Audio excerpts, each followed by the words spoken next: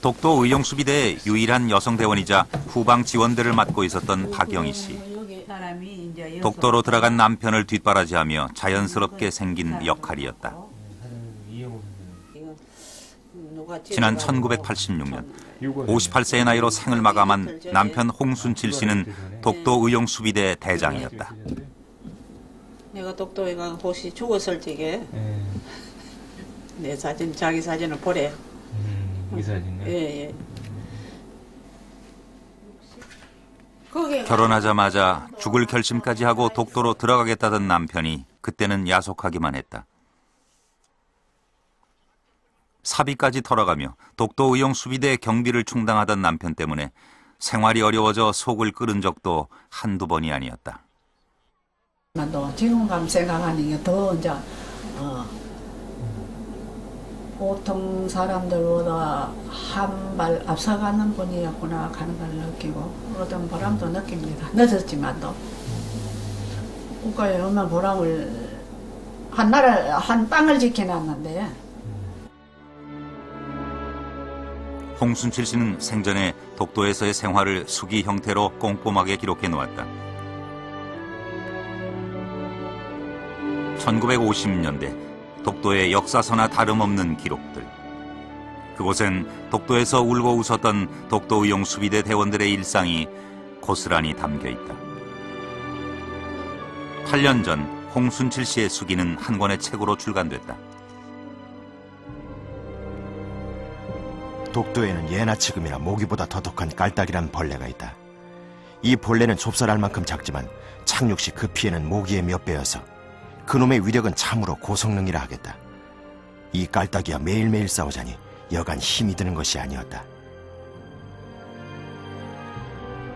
겨울 동안 공부해서 근무일지에 자기가 쓴 근무 중 이상 없음이란 짧은 몇 자의 글을 보고 기뻐하던 그 동지. 독도대학을 나와서 글을 익혀노라 사뭇 반가워하던 그들. 긴 겨울을 무인도에서 넘긴 대원들의 몰골은 어떠하였나. 시베리아에서 불어닥친 강풍에 얼굴은 아프리카 토인의 얼굴과 같이 까맣게 반들반들했다. 눈빛은 빛나고 사나이의 의지가 충천했으니 국토의 막내둥이 독도 수비에 결의만은 강한 것이었다. 독도 의용수비대가 결성된 것은 당시 일본의 도발 때문이었다. 일본에서 독도와 가장 가까운 섬인 시마네현 오키군 고가촌, 독도 영유권을 주장하는 흔적들을 곳곳에서 발견할 수 있다. 방파제 벽에 설치된 안내판, 독도가 오키군 소속이라고 적혀 있다. 그리고 독도에서 뻗어나온 무지개가 일본을 상징하는 벚꽃에 다다르는 벽화까지 그려놓았다. 1950년대 초 이곳 어민들은 물개를 포획하기 위해 독도를 자주 드나들었다. 일본 정부의 후원을 받아 순시선까지 대동하고 독도 조업에 나서기도 했다. 당시 독도를 드나들며 어업을 했던 이곳 주민 한 명을 만나보았다. 竹島を思うとどういういつでも行かれるようにしてもらいたいね。やっぱり日本の領土ですから。日本の領土。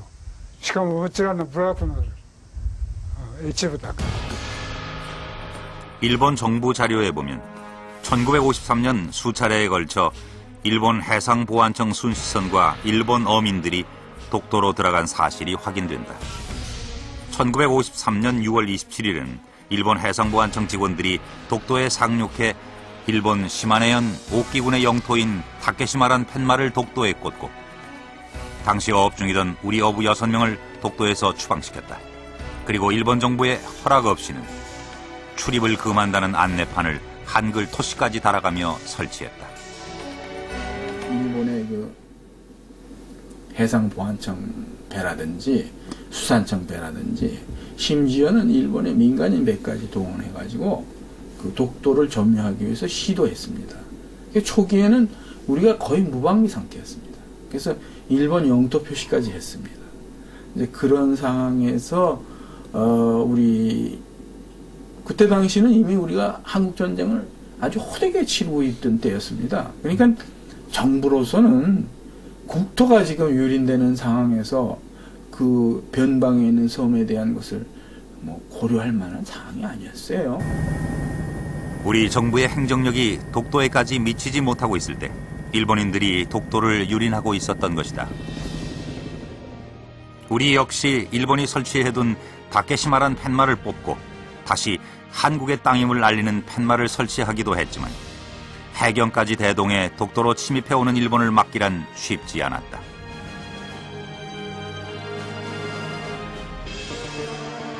일본의 도발은 계속됐다. 일본 어선 200여 척이 순시선의 보호를 받으며 독도에서 조업을 하고 10월에는 우리 영토 표지를 없애고 또다시 일본 땅이라는 표지를 박아놓았다. 홍순칠 씨가 고향 울릉도로 돌아온 것은 이 무렵이었다. 전쟁터에서 부상을 당하고 온 그에게 고향의 소식은 더 큰 상처였다. 군대 18살 때 군대 자원 입대했다.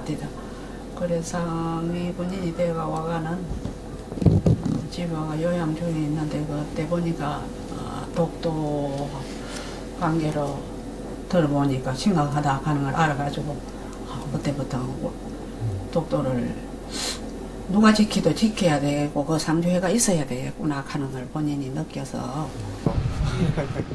당시 상황을 좀 더 자세히 듣기 위해 독도의용수비대 서기종 씨를 만났다.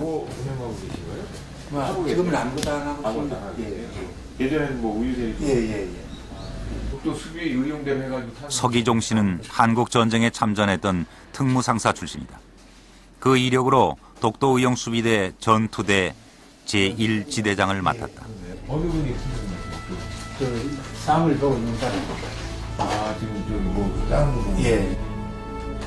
서기종 씨 역시 백마고지의 치열한 전투에서 흉부 관통상을 입고 병원에서 치료를 받다가 고향으로 돌아간 상태였다.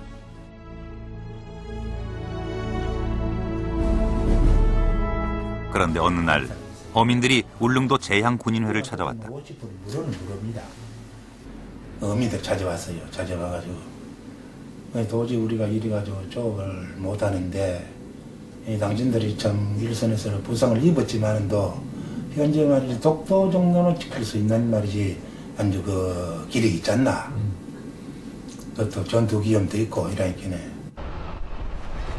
그렇게 울릉도 제향군인의 청년들을 중심으로 울릉도의 터전인 독도를 지키자는 독도의용수비대가 결성된다.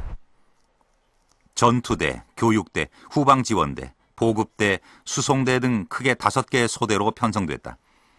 그중 전투대는 독도에 상주하게 될 대원으로 한국전쟁에 참전했던 용사들로 꾸려졌다.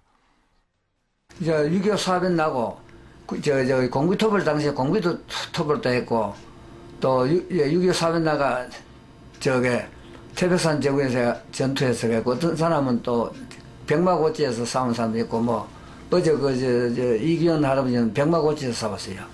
그러고 유원식 씨도 이제 중공군 나와가 거기서 싸웠고. 서로 사회공개이죠. 군에 갔다 와가지고 즉시 전부 다 전문 현역이니까. 나도 그럼 부상이 당했겠지만은 부상 당하는 이걸 두 가지 생각했죠. 독도는 우리 땅이니까. 뭐 누가 그때는 뭐 수비대역 하는 것도 없고 누가 경비하는 사람도 없었거든요.